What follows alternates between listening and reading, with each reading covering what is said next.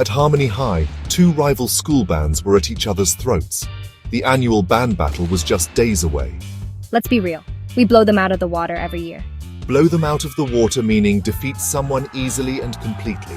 That's only because your drummer's dad is a judge. This year, we'll turn the tables.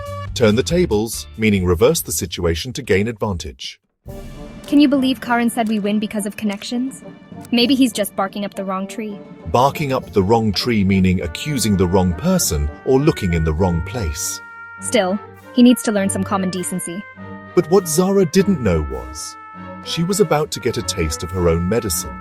Taste of your own medicine, meaning experience the same negative behavior you show others. What now? The entire mixing console is fried. I heard Zara's band got a brand new setup from the PTA. Figures. Man, she always has the upper hand. Have the upper hand meaning to be in a position of control or advantage. Hey, didn't expect to see you here. Need new gear?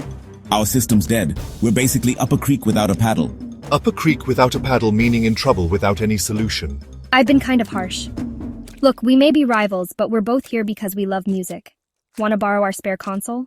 Seriously? Yeah, no strings attached. No strings attached meaning offering help with no conditions or expectations.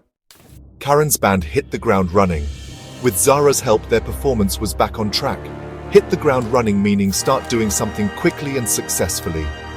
Neha, she really surprised me. That was pretty cool of her. Karen, guess I was too quick to judge.